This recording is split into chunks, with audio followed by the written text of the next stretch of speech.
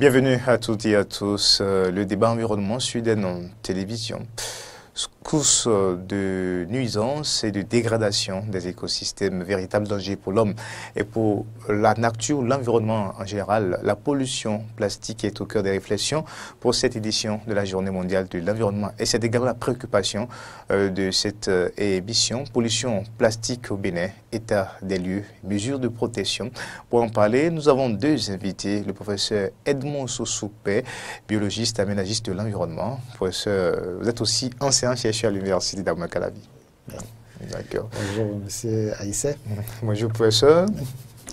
Merci quand même d'avoir accepté notre invitation. En face de vous, un cinéaste, un réalisateur, Michel Apollinaire Evodi. Vous allez vous demander certainement pourquoi il se retrouve sur un plateau pour parler environnement. De toute façon, vous allez découvrir tout à l'heure vous-même. Monsieur Evodi, bonjour. Bonjour, monsieur Aïssé. Voilà. On va d'ailleurs démarrer par vous. Vous avez réalisé un film sur la lagune de Cotonou qui parle de la pollution de la lagune. D'abord, pourquoi un cinéaste se retrouve dans le domaine de l'environnement? Vous êtes engagé Oui, bon, évidemment, le cinéma se retrouve dans tous les domaines de la vie. Le cinéma se retrouve comme support de sensibilisation, support de communication et support d'information. Un réalisateur documentariste, vous comprenez que c'est la réalité qu'on montre avec un film documentaire qui arrive à toucher toutes les franges de la population. Que ce soit au haut niveau, que ce soit les bas peuples, et à travers le documentaire, à travers l'image et le son, plusieurs millions de foyers peuvent être contactés simultanément. Moi, en tant que réalisateur documentariste, je ne suis pas engagé en tant que tel, mais pour le moment, il y a un programme de réalisation d'un certain nombre de films. Déjà en 2006, on avait tourné 3 documentaires sur l'environnement. C'est Tam Tam ou La danse qui tue. Ceux qui fabriquent des Tam Tam vont détruire la forêt pour fabriquer des Tam Tam qu'on joue pour jouer aux différentes cérémonies pour la réjouissance, et ignorant qu'on est en train de se tuer nous-mêmes, puisque l'environnement est affecté, l'environnement est détruit. Et pour la vie et la mort. Et ensuite, au nom du beau là, c'est les artisans qui vont chercher du bois, qui vont acheter du bois, qui vont détruire la forêt pour fabriquer des objets d'art. Et dans nos salons, nos visiteurs arrivent et disent « Ah, ils apprécient, ça c'est beau, votre salon. » Donc, au nom du beau, on détruit la forêt. Dans la même lignée, dans le même schéma, on est en train de réaliser, ou on a réalisé au Cotonou, la lagune agressée. Vous savez, la situation de la lagune agressée est là, ça fait déjà plus de 30 ans. Les Béninois sont auteurs, les Béninois sont témoins. Les Béninois sont acteurs de cette situation et les conséquences, c'est pour nous-mêmes.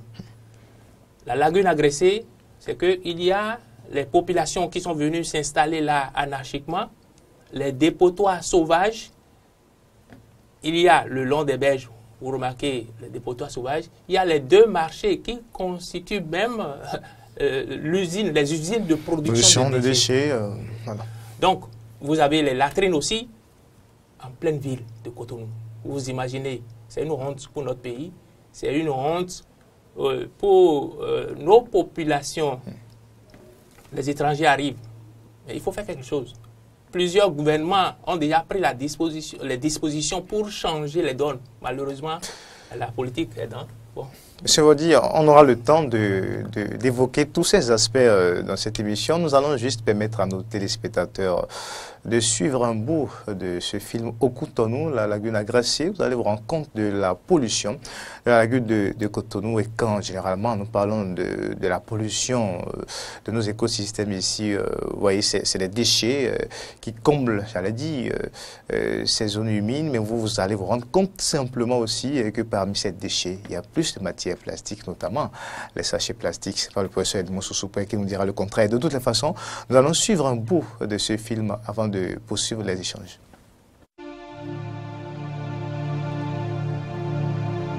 Je suis né officiellement en 1885. Je fais 4,5 km de long sur 250 mètres de large. Certains m'appellent Chenal de Cotonou. Pour d'autres, mon nom est la lagune de Cotonou. Avec tout ce que je vis et supporte depuis des décennies, sachez qu'aujourd'hui, mon nom est désormais la lagune agressée.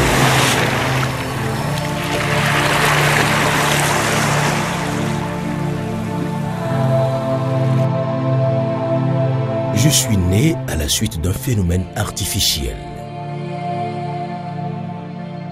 Dans les 20 000 à 30 000 ans, un âge antérieur à la formation des cordons, la mer a remonté, invasion, transgression marine, et a envahi en quelque sorte l'embouchure de la Sceau et de l'Ouémé.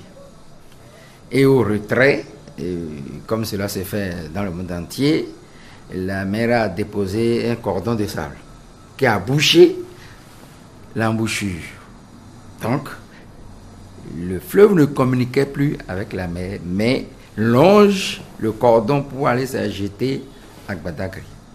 C'était la situation jusqu'à l'arrivée de l'installation des premiers Européens qui ont migré de Ouida, sont arrivés par Gotomé jusqu'à côté des petits villages de pêcheurs, Popo, qui se trouvent là aujourd'hui, en bordure de mer.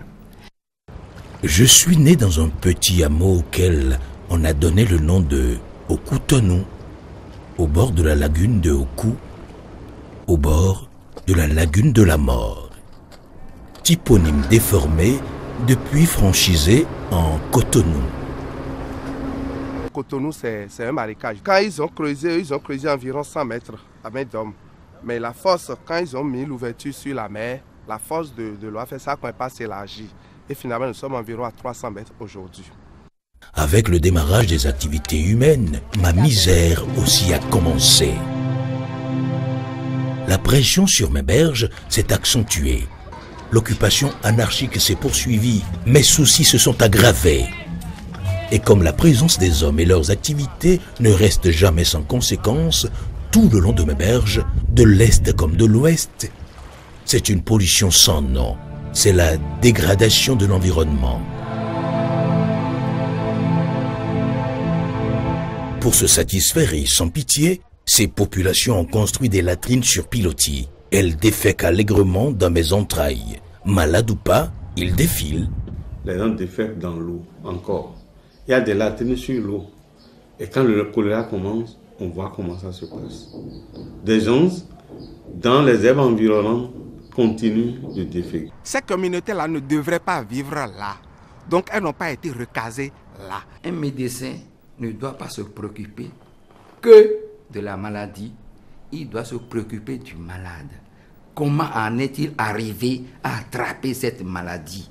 Et en cherchant, il verra que c'est son environnement qui est le facteur déterminant de sa maladie. Toute pêche sans pause biologique entraîne le dépeuplement. Même en mer. Dans certains pays, le passage d'une lagune, d'un fleuve, dans une ville est une richesse énorme.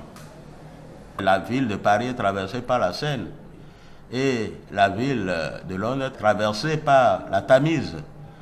Alors, les autorités communales de ces villes-là ont transformé pratiquement ces fleuves-là en sites touristiques. Avec le gouvernement de Nouveau Départ, que d'ici peu, on ne parlera de ça que dans le passé. Et nous aurons désormais la berge comme dans d'autres pays avec des beaux paysages et des maisons un peu partout et où les gens peuvent venir vivre correctement et se reposer. Suis-je fautive? Par là, je comprends que l'homme sera toujours le plus fort, puisque les solutions proposées, les différents projets ne seront réalisés que pour le bien-être des hommes. Certes, je serai soulagé, mais mes souffrances amoindries se poursuivront tant que des activités humaines seront menées sur mes berges. En attendant, je suis là.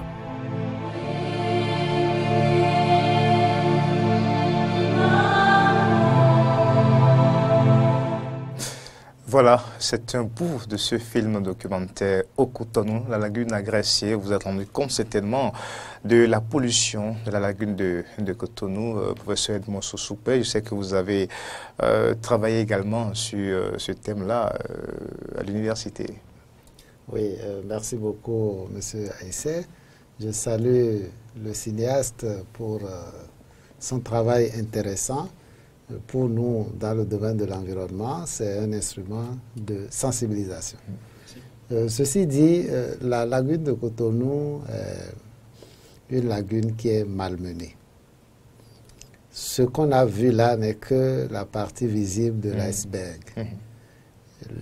Une lagune, c'est un monde animal, c'est un monde végétal qui y vit.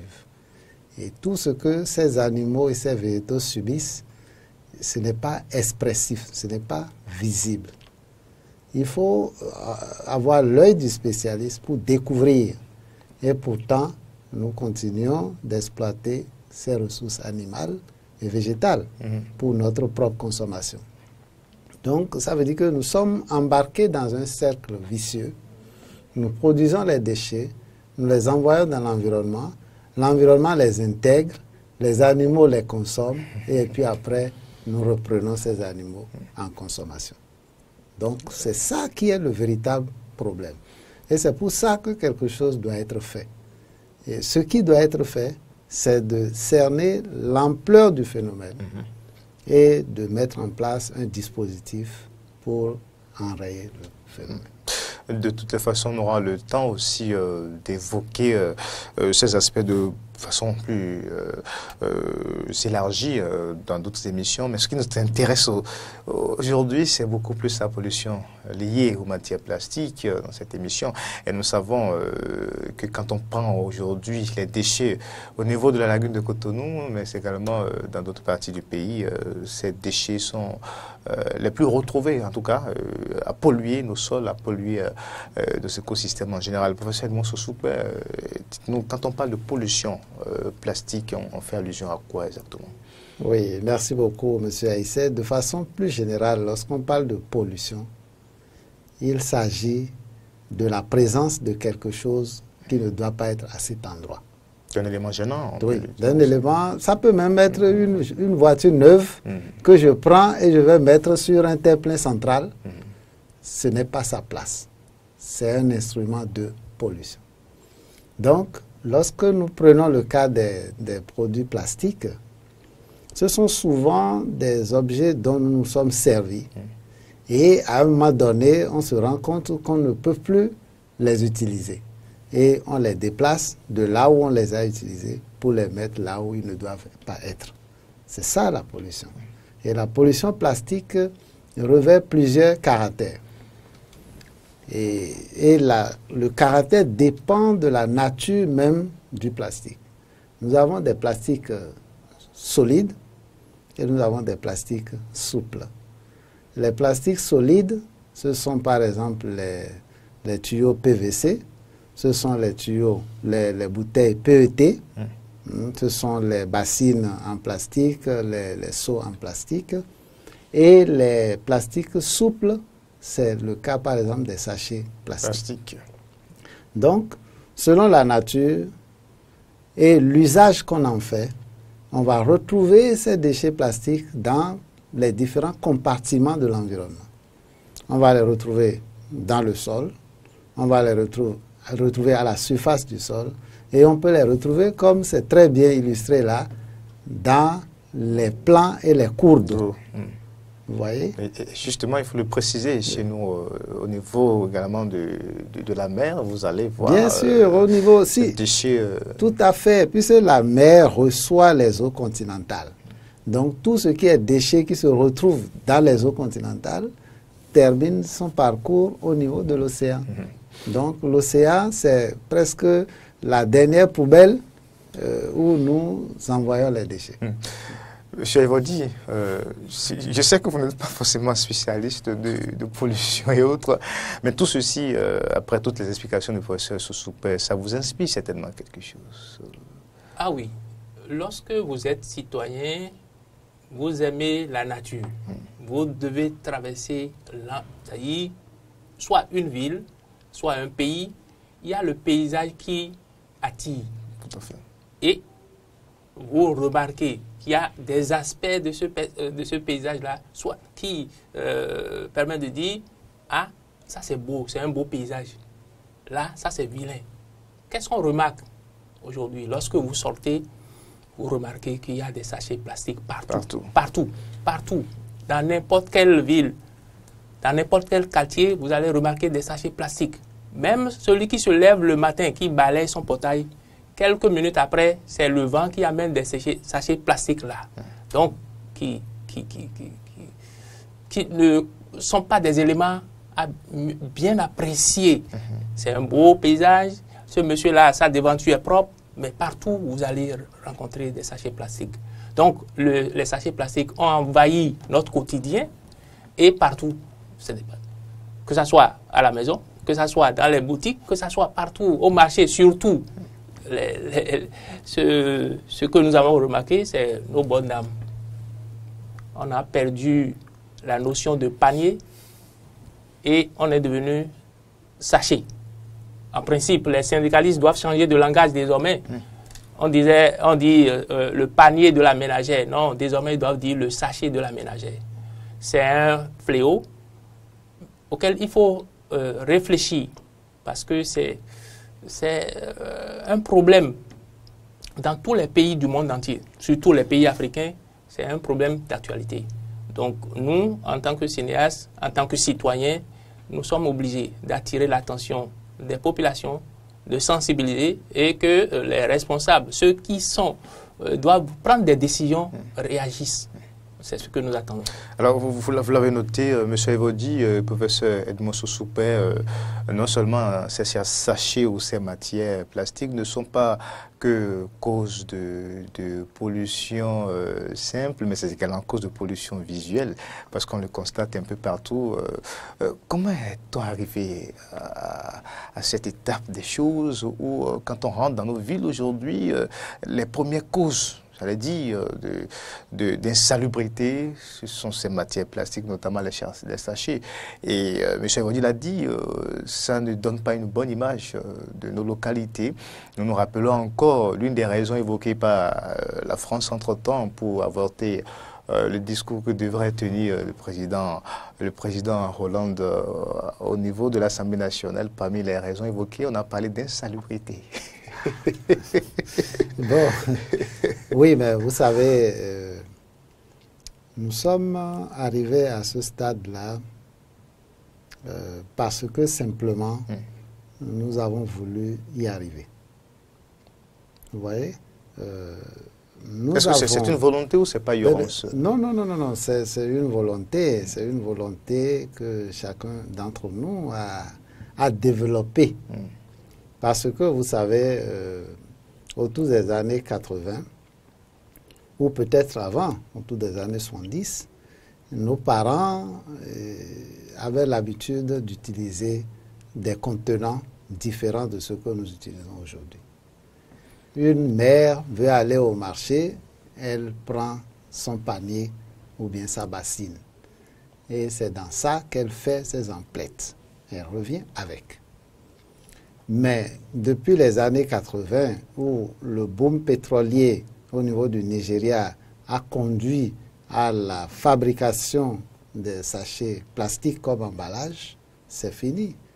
Nous avons décidé de nous comporter autrement. Donc c'est une question de décision.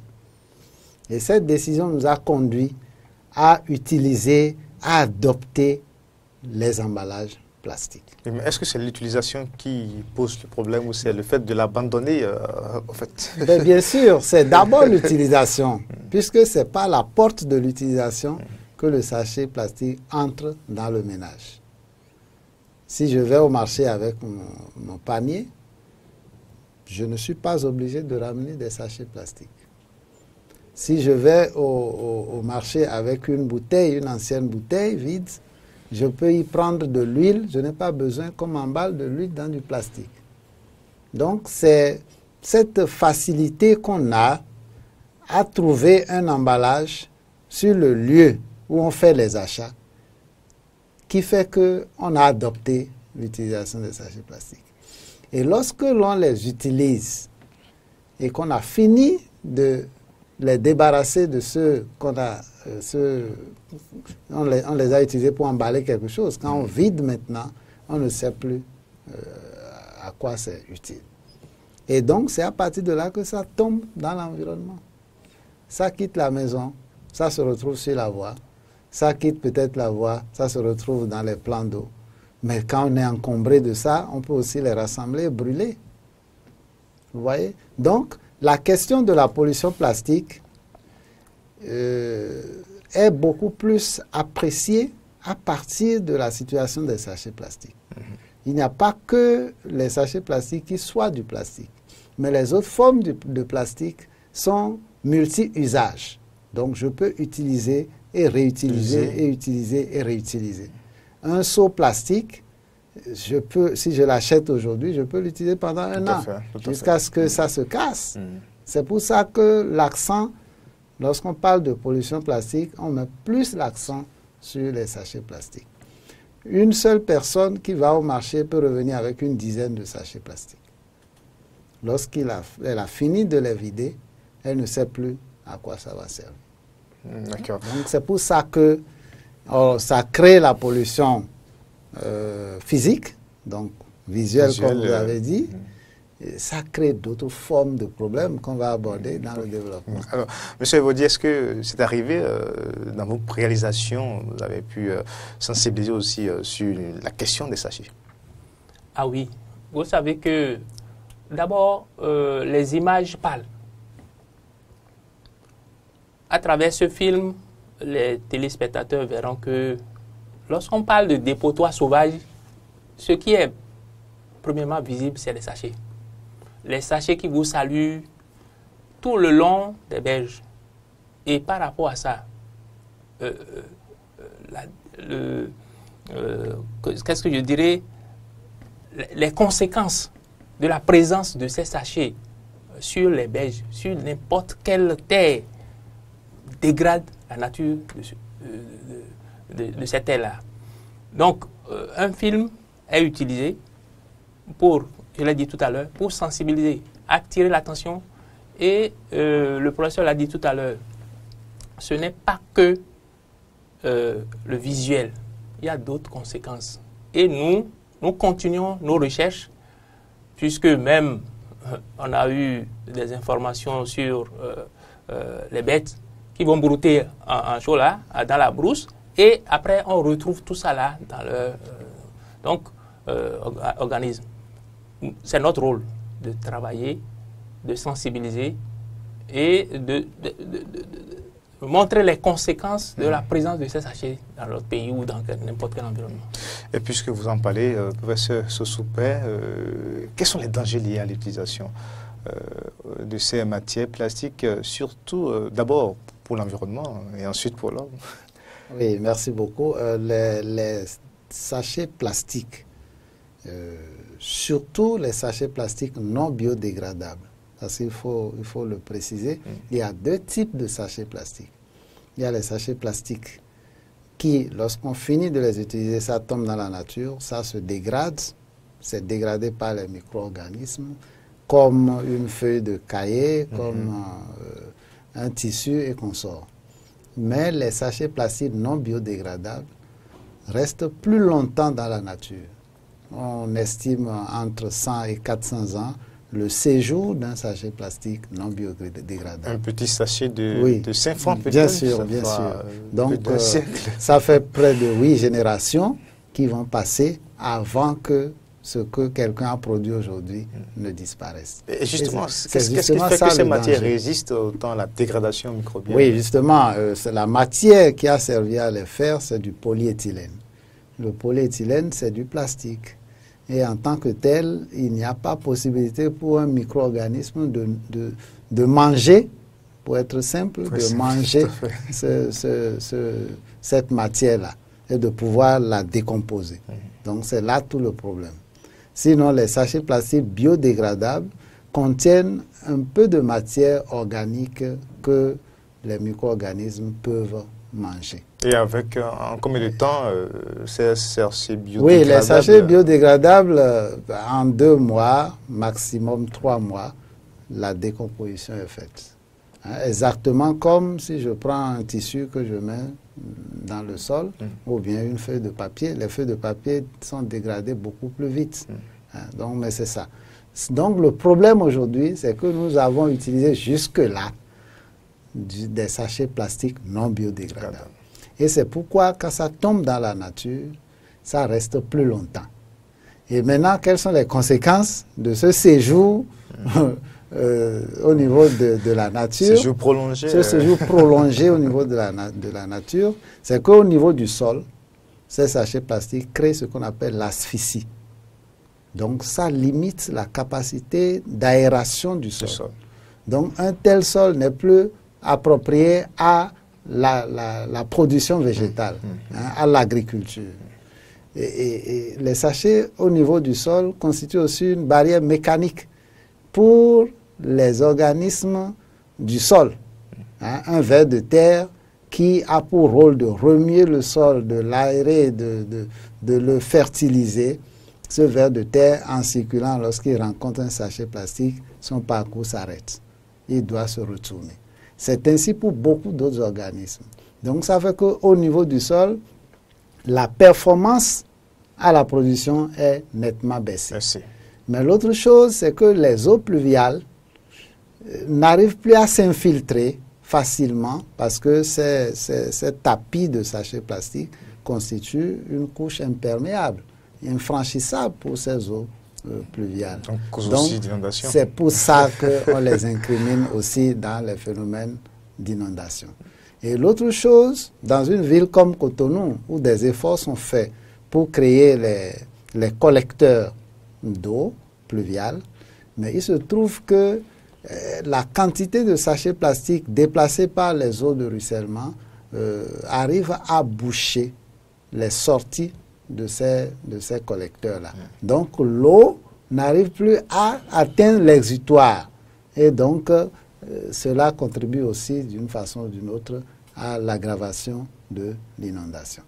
Maintenant, lorsque ça réussit à quitter la ville de Cotonou et que ça tombe au niveau de la lagune, commence un autre problème. Puisqu'il y a des animaux dans ce milieu. Et ces animaux, il y en a un certain nombre qui confondent les sachets plastiques à de la végétation, à des herbes. Et donc, ils ingurgitent ces sachets plastiques et dès qu'ils avalent ces sachets plastiques, ils sont étouffés et ils meurent. C'est le cas des tortues marines, par exemple. C'est le cas de certaines espèces de poissons. Maintenant, si par hasard, le sachet commence à être désagrégé et donne de petites particules, des particules fines, qui résultent de cette décomposition-là, ça crée aussi des problèmes aux animaux qui se nourrissent par filtration. Donc ces particules se collent aux branchies de ces animaux, surtout les poissons, et limitent la capacité respiratoire de ces animaux. Et ils peuvent mourir par manque d'oxygène. Donc vous voyez. Et maintenant, l'autre chose, puisqu'on est en train de parler de la nature, mais parlons de l'homme. L'homme qui est d'abord la cause de cette pollution-là. quelles sont les conséquences de cette pollution sur l'homme? On va en citer 2 ou 3. Donc, la première conséquence pour l'homme, c'est que quand il est encombré par les sachets plastiques, il les brûle. Alors, les sachets plastiques brûlés dégagent des quantités importantes de matières volatiles dont la respiration est dangereuse pour la santé humaine. Vous voyez un peu? Lorsque vous respirez ça, d'abord, c'est des particules très chargées, ça encombre les voies respiratoires et leur dépôt au niveau des cellules des alvéoles pulmonaires crée un problème qui, à moyen ou à long terme, peut conduire à un cancer. Parce que lorsque ces particules entrent dans l'organisme, il n'y a pas un moyen de s'en débarrasser. Vous voyez? Donc, l'accumulation de ces particules peut occasionner un dérèglement de la fonction naturelle et biologique des organes et occasionner des cancers. La deuxième cause, la deuxième conséquence pour l'utilisateur que nous sommes, c'est que nous avons l'habitude d'utiliser ces emballages-là pour de la nourriture. La nourriture, par exemple, je prends de l'ananas, par exemple, on me fait de l'ananas, on met dans le sachet avec des pics pour que je puisse manger. C'est parfois de la nourriture chaude aussi. Oui, je parle d'abord de ce qui n'est pas chaud. Ce qui n'est pas chaud, c'est qu'à l'intérieur du sachet plastique, la matière qui a servi à faire le sachet plastique reste sous forme de poussière. Vous voyez, il suffit d'ouvrir un sachet neuf et de passer un doigt à l'intérieur. Vous allez voir qu'il y a une poussière, une poussière qui se met au bout de votre doigt. Donc cette poussière-là imprègne la nourriture, même lorsqu'elle n'est pas chaude. Donc l'ananas, la mangue ou la papaye, le papaye solo, qu'on tâche l'arachide et tout ce qu'on met dedans et que l'on peut consommer directement. Donc, nous consommons une certaine quantité de cette poussière-là, donc de polyéthylène, qui n'a pas sa place dans notre organisme. Il n'y a pas un transporteur pour ça. Si je prends de la mangue, la digestion de la mangue donne des substances et chaque substance a son transporteur spécifique pour l'amener là où il sera utilisé. Mais le polyéthylène, lui, n'a pas de transporteur. Il rentre, il se met dans le flux sanguin, le sang va l'envoyer quelque part qui n'est pas nécessairement là où il doit être et il reste là. Donc, cette présence-là de polyéthylène dans l'organisme perturbe la fonction normale de l'organisme. Et chez les hommes, les hommes, je parle du sexe masculin, il est incriminé que la présence de ce polyéthylène à un certain taux agit sur la fertilité masculine. Donc, vous voyez que ce n'est pas simple. Maintenant, lorsque on utilise encore ces emballages-là pour des aliments chauds, parce qu'on fait aujourd'hui du hablo dans le sachet plastique, on emballe la cassade dans le sachet plastique. Je veux prendre la taille TV, c'est sachet plastique. Le riz, c'est sachet plastique. Donc, les aliments chauds ont encore un effet plus grave. Parce que là, ce n'est pas seulement la poussière qui était dedans qu'on ramasse, mais la chaleur désorganise la structure de la matière qui a servi à faire le sachet et libère des éléments labiles, des éléments mobiles qui imprègnent l'aliment.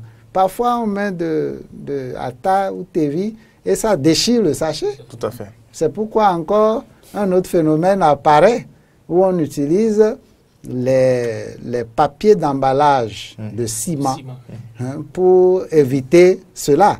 Et là aussi, c'est un autre problème parce que le ciment, c'est un autre problème de santé. Parce qu'il y a de l'amiante qu'on utilise dans la fabrication du ciment et dans le papier, il y a la poussière de ciment, il y a de l'amiante. Donc, vous voyez. Monsieur Evodi, de petits gestes qui nous tuent sans qu'on ne s'en rende compte. Vous vous rendez compte aussi de l'ampleur de l'ampleur de la situation, du danger qui nous guette chaque jour dans la rue de Cotonou, dans la rue du Bénin, quand on a ces petits comportements-là? Vous savez, ce n'est pas seulement dans les déchets ramassés dans les ménages qu'on a des sachets. Il y a des gens qui produisent du sachet. Les importateurs, lorsque vous allez au port, vous allez voir des sachets plastiques. À Dantokpa, tout le long des rues de Dantokpa, vous allez rencontrer du sachet. Le professeur l'a dit tout à l'heure, il faut des gens pour sensibiliser, il faut des gens pour éduquer, il faut des gens pour réorienter l'utilisation ou la réutilisation de ces sachets-là. C'est vrai que nous ne prenons pas conscience des dangers, mais il faudrait qu'un jour que ça commence. Ça commence. Les journalistes font beaucoup de reportages. Les journalistes de la presse écrite, ils écrivent. Nous-mêmes, au niveau du cinéma, nous avons commencé parce que ce qui on vit permanemment avec la mort. Avec la mort. Il suffit d'ouvrir les yeux, vous allez remarquer que il y a danger autour de nous, surtout les sachets plastiques. C'est à nous d'indexer ceux qui sont les pollueurs, ceux qui les utilisent et les conséquences sur notre vie. Parce que, après tout, l'homme produit, mais c'est le même produit qui le tue. C'est sur ça qu'il faut mettre l'accent. Faisons attention à ce que nous utilisons. Oui, c'est pour notre bien. On importe des costumes, c'est emballé. On importe n'importe quel produit, c'est emballé. C'est vrai que aussi, ce n'est pas seulement les sachets plastiques. Lorsqu'on rentre dans les cosmétiques, vous allez voir des plastiques. L'ordre du jour, c'est les sachets plastiques. Qu'est-ce qu'il faut faire? La question est posée. Réfléchissons, puisque les dispositions sont prises dans certains pays de la sous-région. Nous, hommes de médias et les spécialistes, nous devons, la main dans la main, œuvrer pour changement de comportement. Il faudrait qu'on revienne à l'utilisation des feuilles naturelles, les feuilles d'arbre, pour emballer nos produits, l'utilisation des paniers, l'utilisation des... ou même, ce que le gouvernement est en train de prévoir maintenant, c'est l'utilisation des sachets biodégradables. C'est peut-être la solution, mais on ne peut pas mener une lutte totale parce que nos frontières sont très perméables. Le long des les sachets peuvent être importés. Et deuxièmement, il y a d'autres matières plastiques qui se retrouvent dans notre environnement. Donc, mais il faut commencer un jour ce travail-là de sensibilisation, de lutte. C'est vrai que dès qu'on va commencer la lutte, les gens vont crier encore. C'est vrai que nous, par exemple, ne serons pas totalement d'accord avec vous quand vous continuez pas à parler de sensibilisation à cette étape. On a pris beaucoup de temps au Bénin pour sensibiliser sur les sachets plastiques et c'est heureux déjà que le Bénin a finalement légiféré pour la loi, je parle de la loi portant interdiction de l'utilisation, de la commercialisation, de la détention, de la production, de la fabrication de sachets plastiques, loi votée à l'Assemblée nationale en novembre 2017, promulguée par le chef de l'État en décembre 2017. On attend en tout cas les décrets d'application. Je sais qu'au niveau du ministère en charge du développement durable, il y a les travaux, il y a les décrets d'application qui sont en train d'être préparés et tout, et ce qu'il faut mettre en place pour l'abandon progressif des sachets plastiques non biodégradables. Le professeur Edmond Sosoupé, on a parlé d'une transition de 6 mois, déjà quelques mois, nous allons boucler cette transition de 6 mois, mais on ne sent pratiquement pas rien venir. Oui, merci beaucoup, Monsieur Aïssé. La question de la lutte contre la pollution plastique, nous l'avons ramené un peu au sachet plastique, c'est vrai, mais il y a aussi un aspect de cette lutte-là qu'il va falloir fouetter davantage. Vous savez, nous importons beaucoup de matériel électrique et électronique usagé. Les postes téléviseurs, les ordinateurs, les ventilateurs, un certain nombre de choses. Tous ces éléments-là ont une coque en plastique. Et lorsque ils sont en fin de vie, on ne sait plus ce qu'on fait avec. Hein? Faites un tour chez un dépanneur radio-télé, vous allez voir qu'il est encombré par de la... des gisements de... Oui, des gisements de ça. Et le plus grave, ce n'est pas encore ces plastiques-là. Ce sont les éléments miniaturisés comme les microprocesseurs qui sont extrêmement dangereux pour l'environnement. Donc là, on va ouvrir un autre débat là-dessus. C'est vrai. Donc il est important que le gouvernement de la rupture commence à réfléchir sur la question pour limiter l'importation de ces produits. Ça fait des dizaines et des dizaines de tonnes qui sont déchargées presque par jour au niveau de notre port. Bon, maintenant je reviens... Donc, mis à part le cas spécifique des sachets plastiques non biodégradables, il faut aussi... il faut intensifier la réflexion et peut-être la lutte dans ce domaine-là. Maintenant, revenons aux sachets plastiques. Nous sommes très heureux que notre pays se soit doté d'une loi qui réglemente ou réprime, qui punit l'utilisation, en tout cas la détention de sachets plastiques non biodégradables. C'est très heureux. Et chaque fois que j'ai l'occasion d'en parler, je fais un devoir de mémoire par rapport à certains d'entre nos concitoyens qui avaient déjà introduit des projets, des avant-projets de cette loi-là à l'Assemblée. Je n'oublie pas l'honorable Issa Azizou, qui a été ministre aussi. Il était l'un de ceux-là qui avait porté le projet. Malheureusement, à l'époque, ça n'a pas pu aboutir. Mais je salue tous ceux qui ont travaillé dans le cadre de l'aboutissement de cette loi. Et notre pays, dans l'espace UEMOA, est en train de régulariser sa situation. On est pratiquement parce que l'UEMOA avait commandité une étude sur la pollution plastique. L'étude a été réalisée en 2011. Et pour notre pays, les données de cette étude constituent les données de référence. Vous étiez en ce moment à l'Agence béninoise pour l'environnement? Non, je n'étais pas encore à l'Agence béninoise pour l'environnement, mais dans le cadre du travail que nous avons fait dans la sensibilisation sur les sachets plastiques, nous avons utilisé les données de cette étude. Et 7 ans après, cette étude de référence, ces données sont déjà dépassées parce que le phénomène a davantage grimpé.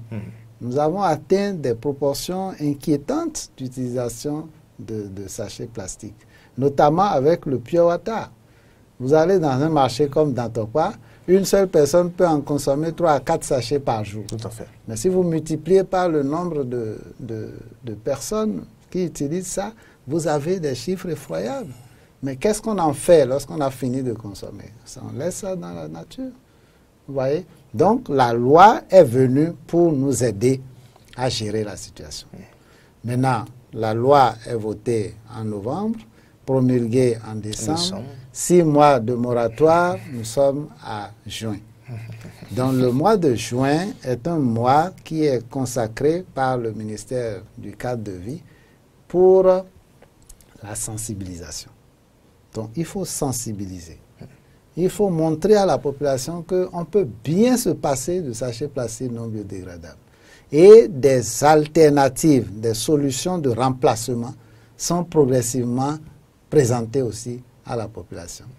Et donc, les supermarchés, les pharmacies, les marchands et tout ça doivent commencer par prendre des dispositions pour remplacer progressivement les emballages plastiques non biodégradables. Il y a des pharmacies déjà qui ont commencé. Oui, bien sûr. Il y a même des espaces, des supermarchés qui ont commencé aussi à prendre les bonnes habitudes. Mais nous n'allons pas nous lasser de sensibiliser. C'est vrai qu'après la fin du mois de juin, l'étape qui va suivre, c'est l'étape de la répression.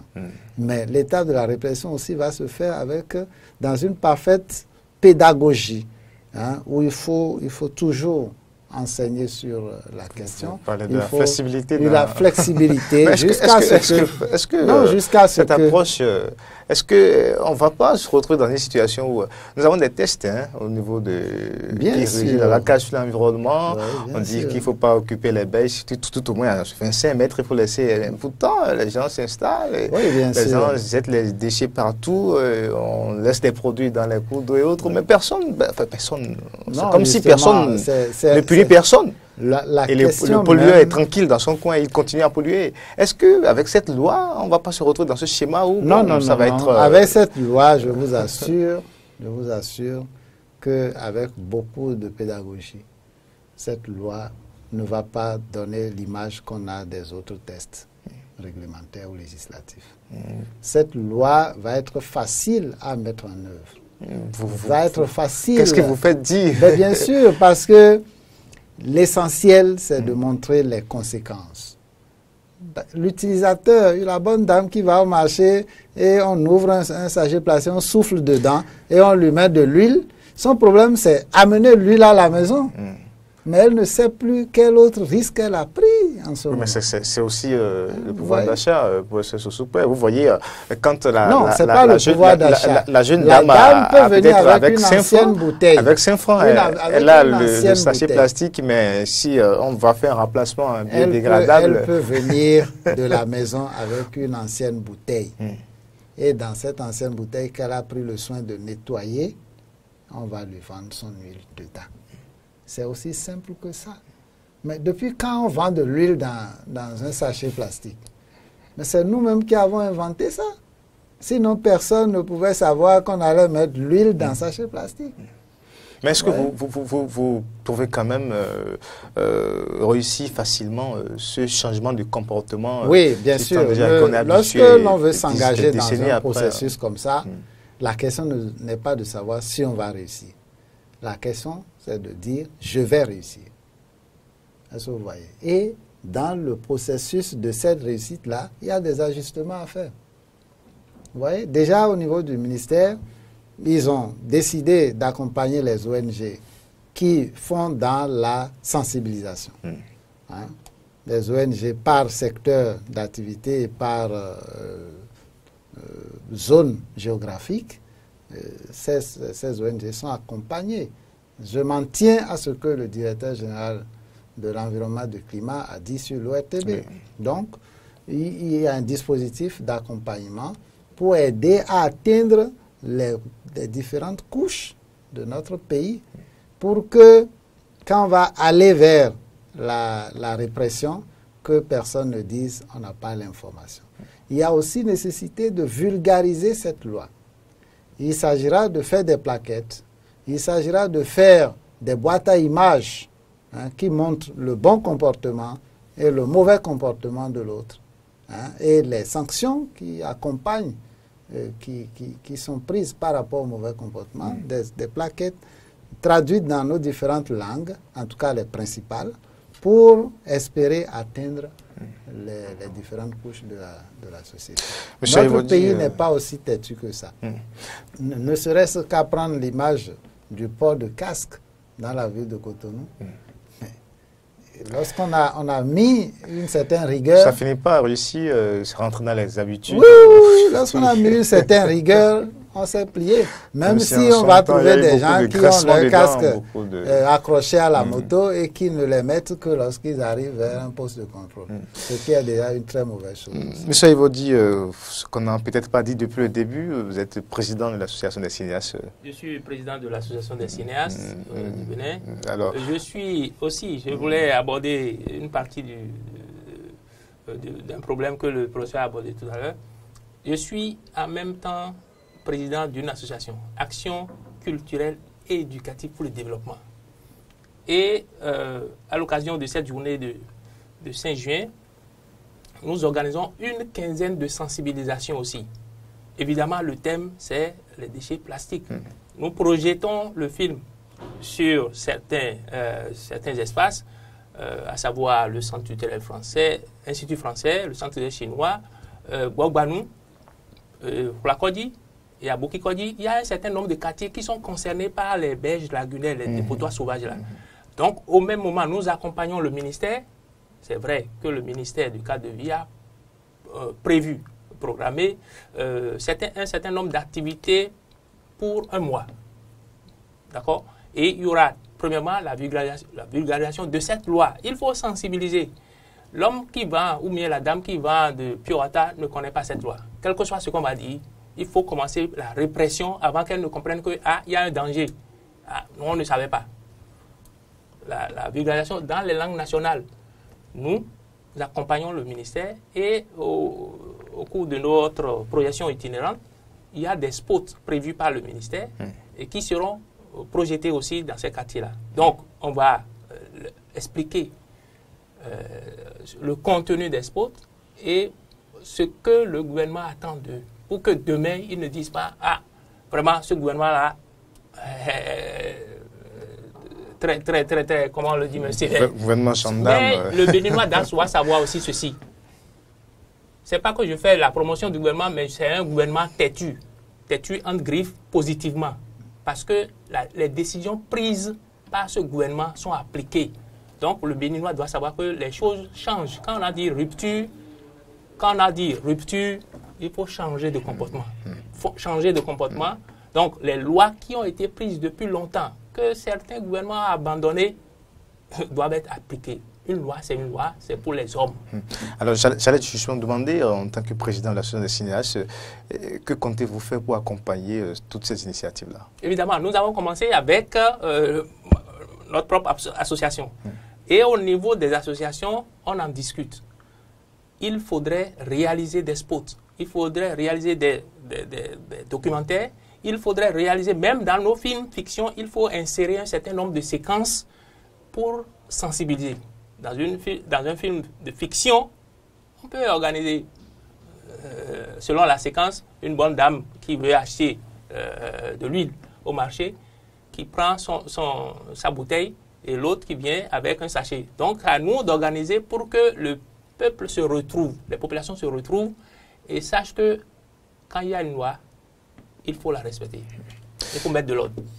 Professeur Edmond Soussoupin, vous avez quelque chose à ajouter à tous ces détails? Oui, mais moi, je ne suis pas exagérément... Il ne faut pas trouver mon optimisme trop débordant. Bon. Mais je pense que nous disposons de tout ce qu'il faut pour convaincre nos concitoyens à arrêter d'utiliser les sachets plastiques. Nous disposons de cet arsenal-là.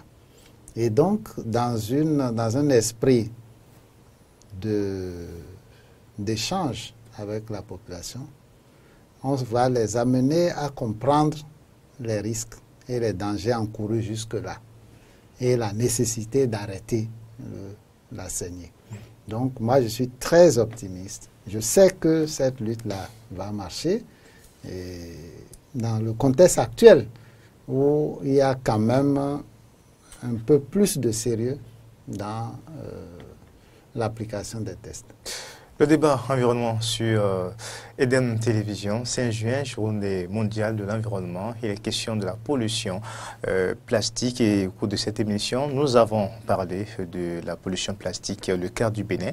On a évoqué l'état des lieux, on a parlé des mesures de protection. On est revenu sur la loi votée à l'Assemblée nationale en novembre 2017 et qui porte interdiction de la fabrication, de l'utilisation, de la détention, de la commercialisation des sachets plastiques non biodégradables. Monsieur Aïvodi, rapidement un mot. Oui, un mot, c'est de dire que les sachets plastiques doivent être combattus. Combattus parce que dangereux pour nous, pour notre santé, dangereux pour notre cadre de vie. Et que les populations comprennent que c'est pour le bien-être. C'est pour notre bien-être que les actions sont entreprises. Par conséquent, nous, on est là, en tant que cinéastes, pour attirer l'attention des uns et des autres, que ce soit les populations, que ce soit les autorités, sur les dangers de n'importe quel phénomène. je tiens à dire aussi qu'après le film Au Cotonou, la lagune agressée, nous sommes déjà prêts pour tourner la lagune libérée. D'accord. On aura le temps d'en parler ensemble. Professeur Sosoupé, rapidement, guide de conclusion. Oui, merci beaucoup, Monsieur Aïssé.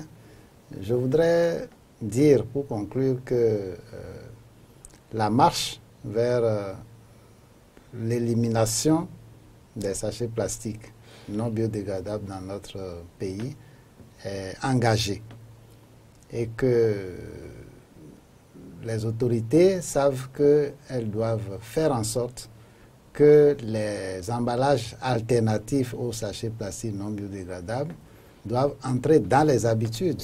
Et il y a des exonérations qui sont prévues pour les industriels qui choisiront de fabriquer ces emballages alternatifs. Donc, tout l'environnement qui concourt à installer confortablement cette loi dans notre pays pour espérer que les années à venir, on se passe de l'utilisation de sachets plastiques non biodégradables. Tout cet arsenal-là est disponible. Donc, il reste que chacun joue sa partition. La population doit pouvoir se plier au test en vigueur et les autorités doivent accompagner les promoteurs d'emballages alternatifs pour que le consommateur final ne sente pas qu'en remplaçant le sachet plastique par un autre type d'emballage, ça amène des surcoûts insupportables. Merci à vous, professeur Edmond Sosoupé. Combattre la pollution plastique, c'est le combat de tous, acteurs des médias, professeurs à l'université, responsables, décideurs politiques. Je crois que c'est le combat à faire ensemble pour débarrasser notre cadre de vie de ces éléments nuisibles. Vous avez suivi dans cette émission les méfaits pour l'homme et pour l'environnement. Autre préoccupation environnementale sur DEN Télévision, c'est à retrouver avec RTMF, votre émission qui parle environnement et qui s'apprête pour son grand retour. Merci à toutes et à tous. Au revoir.